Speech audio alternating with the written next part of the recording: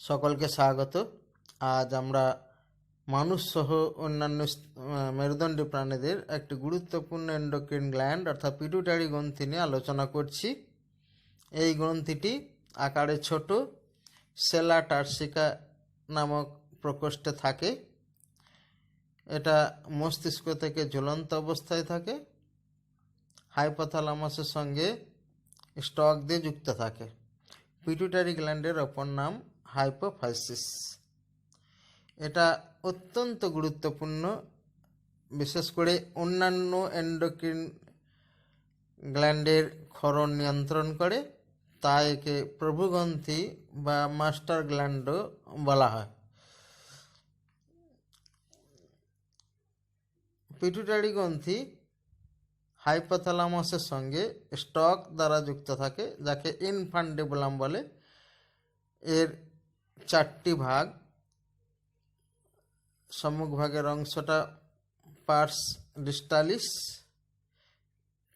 পশ্চাৎ ভাগকে বলা হয় পার্স নার্ভোসা, গ্রীবাদেশটাকে পার্স টিউবারালিস, পার্স ডিস্টালিস অগ্র অঞ্চলের অ্যান্টেরিয়র পিটুইটারি বলে, পার্স নার্ভোসা পশ্চাৎ অঞ্চল যাকে পোস্টেরিয়র পিটুইটারি বলে, গ্রীবাদেশী অঞ্চলকে পার্স টিউবারালিস বলে, নলাকার বলে টিউবারালিস নাম, এবং ডিস্টালিস এবং নার্ভোসার মধ্যবর্তী অঞ্চলকে পার্স ইন্টারমিডিয়া বলা হয়। অর্থাৎ পিটুইটারি গ্রন্থির 4টি হিস্টোলজিক্যাল বা অ্যানাটমিক্যাল রিজিয়ন। এর মধ্যে পার্স টিউবারালিস, পার্স ডিস্টালিস এবং পার্স ইন্টারমিডিয়া, এই 3টিকে অ্যাডেনো হাইপোফাইসিস বলে, কারণ এটা এন্ডোডার্মাল ইন অরিজিন। অপরদিকে পার্স নার্ভোসা নিউরাল টিউব থেকে তৈরি হয়, তাই একে নিউরোহাইপোফাইসিস বলে। নিউরোহাইপোফাইসিস একটোডার্ম থেকে তৈরি হয়।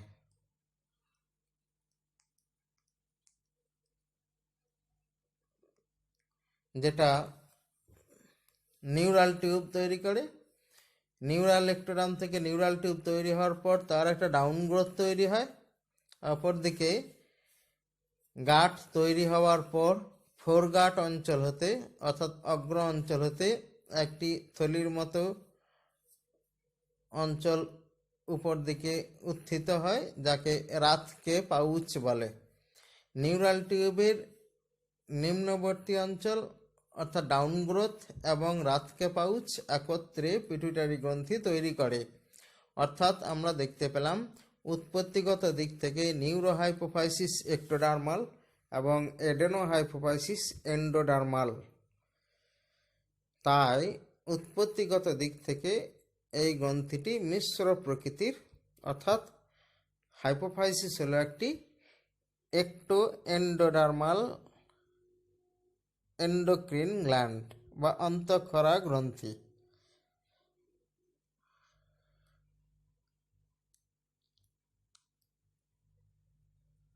উৎপত্তিগতভাবে ভিন্ন হওয়ায় তাদের কার্যগত ভিন্নতা দেখা যায়। এখন আমাদের আলোচনার বিষয়বস্তু হলো পিটুইটারি গ্রন্থিতে কি কি কোষ দেখা যায়। এই কোষগুলিকে আলোচনার সুবিধার্থে আমরা 2 ভাগে ভাগ করব। একটা অ্যান্টেরিয়র পিটুইটারি কোষ, যেগুলোকে HE স্টেনিং অর্থাৎ হেমাটক্সিলিন ইওসিন স্টেনিং এর মাধ্যমে দেখা যায়, এবং পোস্টেরিয়র পিটুইটারি কোষ। প্রথমে অ্যান্টেরিয়র পিটুইটারির প্রধান অঞ্চল অর্থাৎ পার্স ডিস্টালিসের কোষগুলিকে আমরা দেখাই। এই কোষগুলিকে রঞ্জন ধর্মের প্রকৃতি অনুসারে 2 শ্রেণীতে ভাগ করা হয়। যে কোষগুলি হেমাটক্সিলিন ইওসিন রঞ্জকে রঞ্জিত হয় তাদের ক্রোমোফিল বলে, যারা রঞ্জিত হয় না তাদেরকে ক্রোমোফোব বলে। ক্রোমোফিলের সংখ্যা সবথেকে বেশি, ক্রোমোফোব তুলনায় অনেক কম থাকে। ক্রোমোফিল কোষগুলিতে সাইটোপ্লাজমে দানা থাকে, কিন্তু ক্রোমোফোব কোষে সেরকম কোনো দানা থাকে না। এই দানা থাকার ফলে সেগুলি রঞ্জন বা স্টেন টেক আপ করে। ক্রোমোফিলের সংখ্যা সব থেকে বেশি, ক্রোমোফোবের সংখ্যা তুলনায় অনেক কম।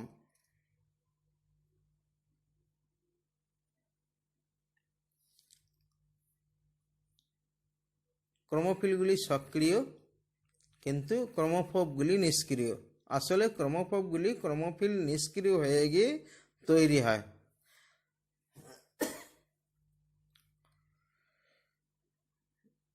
ক্রোমোফিলগুলি হতে হরমোন সিক্রেশন হয়। ক্রোমোফোব থেকে কোনো হরমোন সিক্রেশন হতে দেখা যায় না এবং কোনোভাবে এরা পরবর্তী ক্ষেত্রে সক্রিয় হয় না।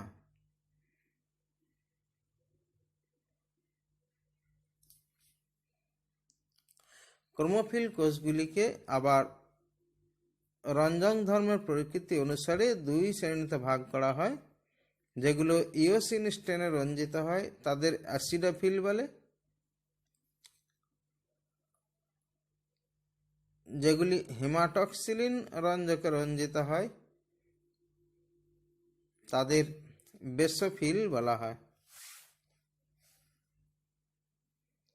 অ্যাসিডোফিল এবং বেসোফিল কোষগুলি দিয়ে অ্যান্টেরিয়র পিটুইটারির সেক্রেটরি অঞ্চল গঠিত হয়। অ্যাসিডোফিল কোষগুলি চিহ্নিত করা হয়েছে সোমাটোট্রপ, ল্যাক্টোট্রপ এবং থাইরোট্রপস। এই তিন ধরনের কোষ পিটুইটারি সেল বা অ্যান্টেরিয়র পিটুইটারি সেল এগুলি ইওসিন রঞ্জকে রঞ্জিত হয়। সোমাটোট্রপ এর সংখ্যা সব থেকে বেশি, প্রায় অর্ধেক কোষ 50% সেল সোমাটোট্রপ, 20% সেল ল্যাক্টোট্রপ এবং 5% সেলের মতো কোষ হচ্ছে থাইরোট্রপ। অর্থাৎ 75% কোষ পিটুইটারির অগ্রপিটুইটারির এগুলি অ্যাসিডোফিল সেল।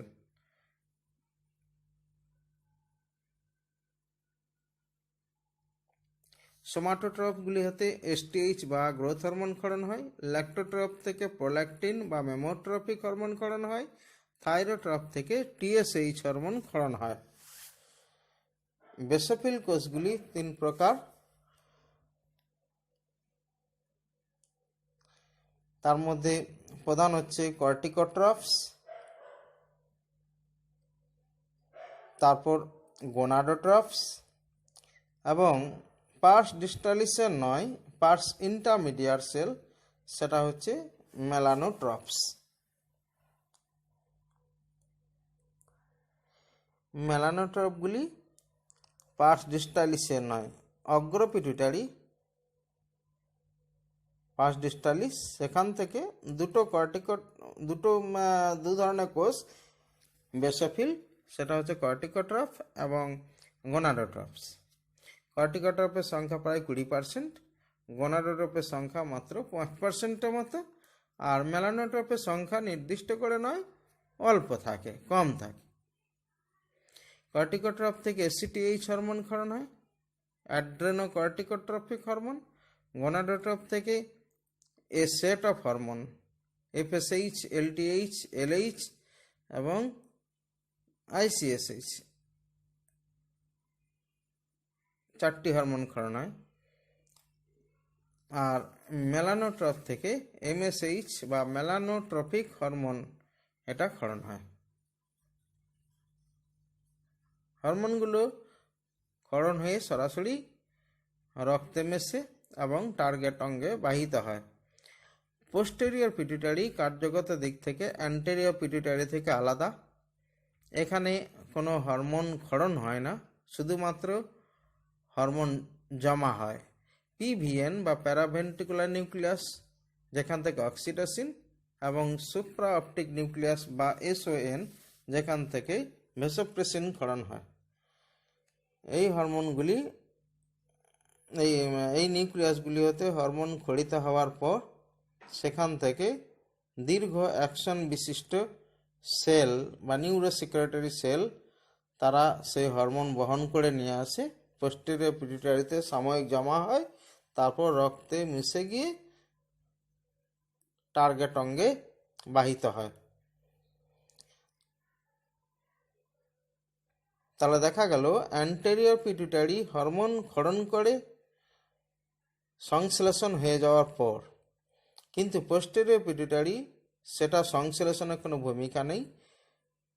হাইপোথ্যালামাসে নিউক্লিয়াস হতে আসার পর সেটাকে জমা রাখে, তারপর রক্তে বের করে দেয়।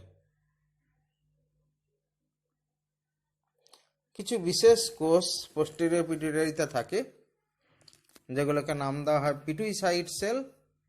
এই পিটুইসাইড সেলগুলি সেল বডি পরস্পর যুক্ত হয়ে একটি স্ফীত অঞ্চল তৈরি করে, যাকে হেডিং বডি বলা হয়। এই কোষগুলি নিউরোসিক্রেটরি সেল। তাদের অ্যাকশন দীর্ঘ, লম্বা অ্যাকশন, এবং অ্যাকশন দ্বারা হরমোন বাহিত হয়, পোস্টেরিয়র পিটুইটারিতে উপনীত হয়।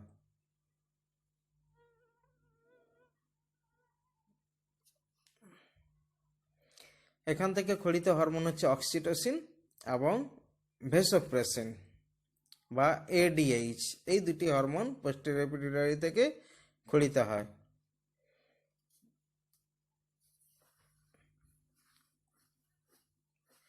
এখন আমরা পিটুইটারি হরমোনগুলোর বায়োকেমিস্ট্রি সম্পর্কে আলোচনা করছি, তাদের প্রকৃতি কেমন।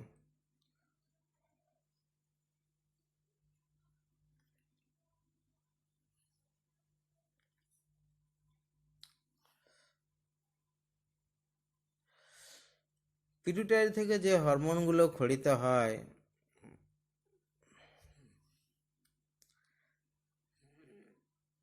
তাদের প্রধান দুটো শ্রেণীতে ভাগ করা হয়: অগ্র পিটুইটারি ক্ষরিত হরমোন, পশ্চাৎ পিটুইটারি ক্ষরিত হরমোন। অগ্র পিটুইটারি ক্ষরিত হরমোনগুলি 4 প্রকার: গ্রোথ হরমোন বা জিএইচ,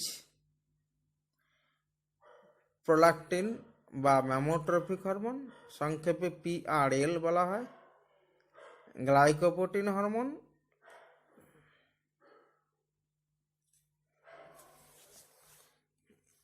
গ্লাইকোপ্রোটিন হরমোনের মধ্যে পড়ছে টিএসএইচ, এলএইচ এবং এফএসএইচ। চতুর্থ ক্যাটাগরি হরমোন হচ্ছে প্রোওপিও মেলানোকর্টিন। প্রোওপিও মেলানোকর্টিন পিওএমসি, এর মধ্যে আছে এসিটিএইচ, এমএসএইচ এবং এলপিএইচ, লাইপোলাইটিক হরমোন, এলপিএইচ। জিএইচ দীর্ঘ পলিপেপটাইড শৃঙ্খল বিশিষ্ট একটি মাত্র পলিপেপটাইড শৃঙ্খল, যার ওজন 22 কেডি কিলোডাল্টন, যেটা ম্যামাল দেখেতে দেখা গেছে। 191টি অ্যামাইনো অ্যাসিড আছে। এদের টার্গেট সেলে মেমব্রেনের উপর বৃহদাকার রিসেপ্টর বর্তমান, যার সাইজ 70 কিলোডাল্টন। এই রিসেপ্টরগুলো 2 শ্রেণীর: IGF-1 এবং IGF-2, insulin like growth factor 1, insulin like growth factor 2। Growth হরমোনের কাজ মূলত বোন ফর্মেশন এবং গ্রোথ, প্রোটিন মেটাবলিজম, বোন তৈরি করার জন্য প্রয়োজনীয় ক্যালসিয়াম এবং ফসফরাস সংগ্রহের ক্ষমতা বর্তমান কোষগুলিতে। এছাড়াও ফসফরাস এবং নাইট্রোজেন ব্যালেন্স বজায় রাখে। নির্দিষ্ট বয়স পর্যন্ত এই হরমোন ক্রিয়াশীল থাকে। প্রোল্যাক্টিন বৃহদাকার হরমোন, 198টি অ্যামাইনো অ্যাসিড বর্তমান, যার সাইজ 23 কেডি, একটি মাত্র পলিপেপটাইড দিয়ে গঠিত। স্ত্রী পুরুষ উভয় ক্ষেত্রে প্রোল্যাক্টিন হরমোন ক্ষরণ হয়, তবে স্ত্রীদের ক্ষেত্রে পরিমাণ বেশি। এটি ইস্ট্রোজেনের দ্বারা উদ্দীপিত হয় এবং প্রোজেস্টেরন দ্বারা ইনহিবিটেড হয়।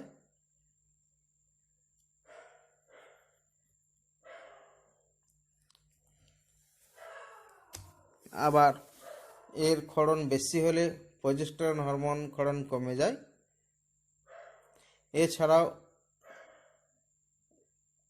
প্রোল্যাক্টিন ইনহিবিটিং হরমোন যেটা হাইপোথ্যালামাস থেকে ক্ষরিত হয়, সেটাও প্রোল্যাক্টিন এর ক্ষরণ হ্রাস করে।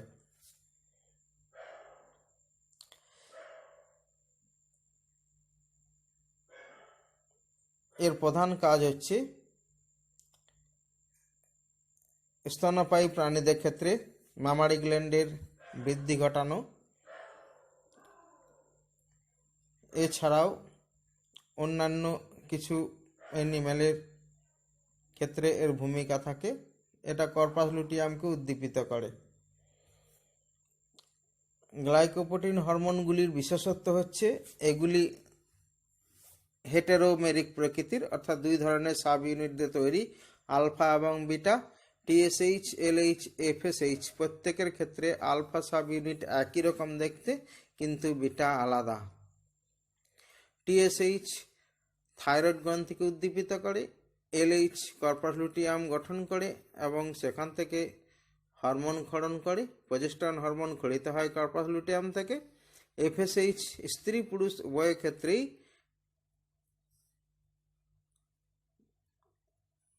গোনাডাল অ্যাক্টিভিটি উদ্দীপিত করে। স্ত্রীদের ক্ষেত্রে ফলিকল তৈরি এবং ম্যাচুরেশনে সাহায্য করে, ইস্ট্রোজেনের ক্ষরণ ঘটাতে সাহায্য করে। পুরুষদের ক্ষেত্রে শুক্রাশয়ে স্পার্মাটোজেনেসিস প্রক্রিয়ার সূচনা ঘটাতে সাহায্য করে।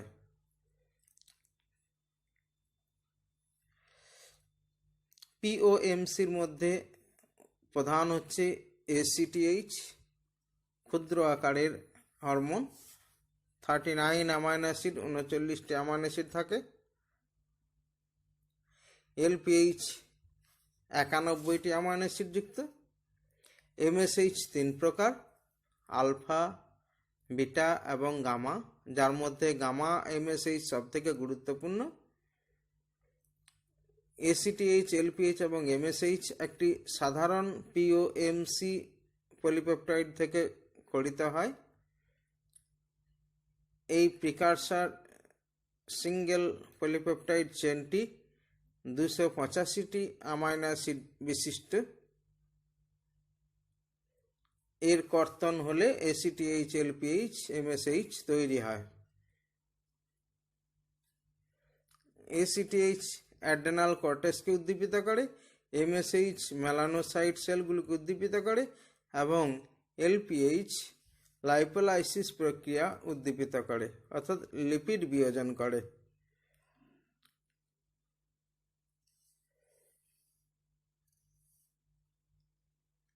পোস্টেরিয়র পিটুইটারি হতে দুটি হরমোন ক্ষরণ হয়, অক্সিটোসিন, ওটি, সংক্ষেপে ওটি বলা হয়। এটি ন্যানোপেপটাইড, অর্থাৎ 9টি অ্যামাইনো অ্যাসিড বিশিষ্ট পেপটাইড। এর গঠনে এই অ্যামাইনো অ্যাসিডগুলো দেখা যায়: সিস্টিন, টাইরোসিন, আইসোলিউসিন, গ্লুটামিন,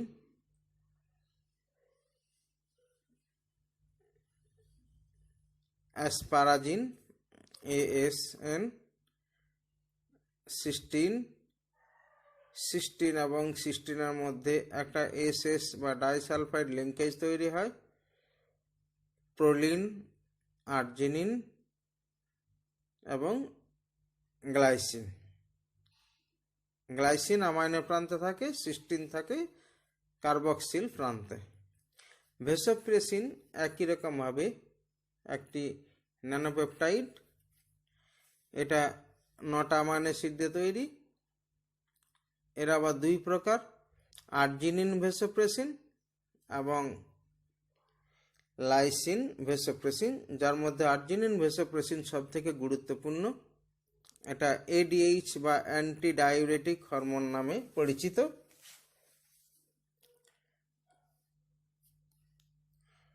নয় অ্যামাইনো অ্যাসিড বিশিষ্ট ন্যানোপেপটাইড। অক্সিটোসিন শান্ত ম্যামাসদের পার্টুরিশন এবং ল্যাকটেশনে সাহায্য করে। এডিএইচ বৃক্কে ফিল্টার হতে অতিরিক্ত জল শোষণ করে দেহে পাঠিয়ে দেয়, জলের সংরক্ষণ করে।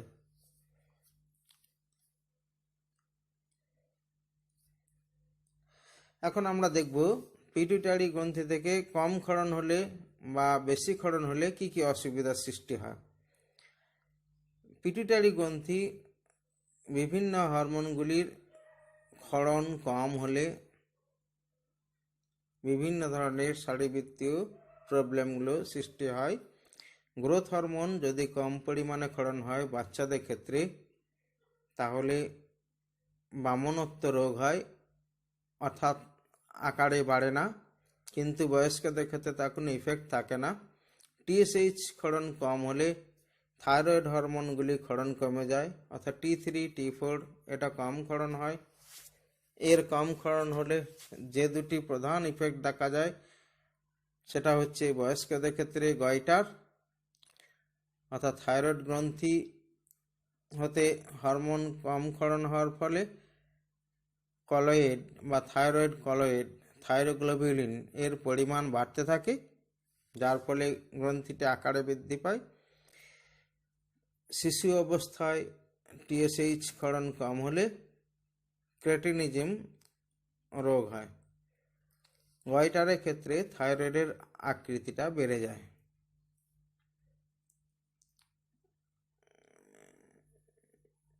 ক্রেটিনিজমের ক্ষেত্রে হাইট বা দেহের উচ্চতা খুব কম হয় এবং বুদ্ধিবৃত্তির সেরকম বিকাশ হয় না।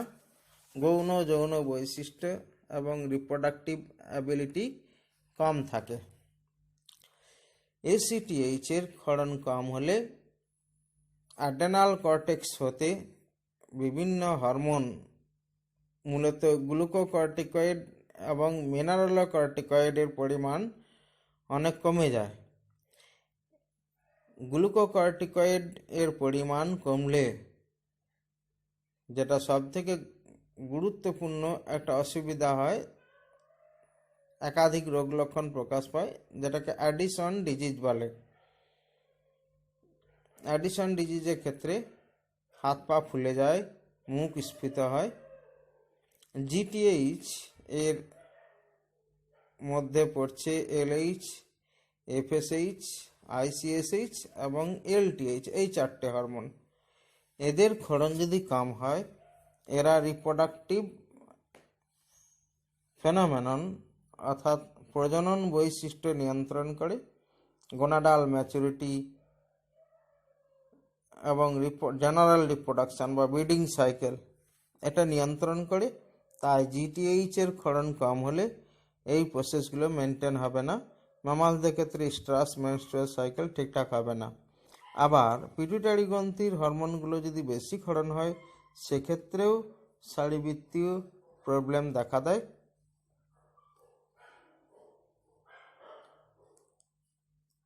লোয়ার অ্যামাউন্টে ক্ষরণ হয়, লেস নয়, হায়ার অ্যামাউন্টে ক্ষরণ হবে হাইপার সিক্রেশনের ক্ষেত্রে। জিএইচ ক্ষরণ বাচ্চা অবস্থায় বেশি হলে জাইগান্টিজম ভৌতিকায়ত্ত রোগ হয় এবং বয়স্কদের ক্ষেত্রে অ্যাক্রোমেগালি রোগ হয়, অর্থাৎ হঠাৎ করে হরমোন ক্ষরণ আবার নতুন করে শুরু হয়ে যায়, যা স্টপ ছিল চালু হয়ে যায়। টিএসএইচ এর ক্ষেত্রে ক্ষরণ বেশি হলে থাইরয়েড হরমোনগুলির ক্ষরণে বেড়ে যায়, এর ফলে মেটাবলিক স্ট্যাবিলিটি বা বেসাল মেটাবলিক রেট এর ডিস্টার্ব হয়। স্বাভাবিকের তুলনায় বেশি হারে থার্মোজেনেসিস হয়, অর্থাৎ মেটাবলিক রেট অনেক বেড়ে যায়, যার ফলে মেটাবলিক ব্যালেন্স ডিস্টার্ব হয়, নষ্ট হয়ে যায়। এসিটিএইচ বেশি ক্ষরণ হলে অ্যাডেনাল কর্টেক্সের হরমোনগুলি ক্ষরণ অনেক বেড়ে যায়। এই হরমোনগুলি ক্ষরণ বাড়লে বেশ কিছু অসুবিধা সৃষ্টি হয়, যার মধ্যে উল্লেখযোগ্য হচ্ছে কুসিং সিনড্রোম। কুসিং সিনড্রোমের ক্ষেত্রে পেট, উদর দেশের সামনের অঞ্চলটা অনেক আকারে বেড়ে যায়, গ্রীবাদেশ স্ফীত হয়। জিটিএইচ এর অধিক ক্ষরণ হলে গোনাডাল অ্যাক্টিভিটি এবং রিপ্রোডাক্টিভ সাইকেলে ব্যাঘাত ঘটে এবং পুরো ছন্দটা নষ্ট হয়ে যায়। এক্ষেত্রে ইফেক্ট অনেক মারাত্মক হয়। এইভাবে হরমোনগুলির হাইপো বা হাইপার সিক্রেশনে বিভিন্ন ধরনের শারীরবৃত্তীয় সমস্যা সৃষ্টি হয়, যেগুলো মানুষের ক্ষেত্রে প্রমিনেন্ট। অন্যান্য অ্যানিম্যালদের ক্ষেত্রে এত বেশি গুরুত্ব দিয়ে আলোচনা করা হয় না। অ্যাক্রোমেগালি ক্রেটিনিজমের ছবি দেখানো হয়েছে, অ্যাডিসন ডিজিজ, কুসিং সিনড্রোমের ছবি দেখানো হয়েছে। ঠিক এই রকম লক্ষণগুলো প্রকাশ পায়। ধন্যবাদ। আরও ভিডিও দেখার জন্য চ্যানেল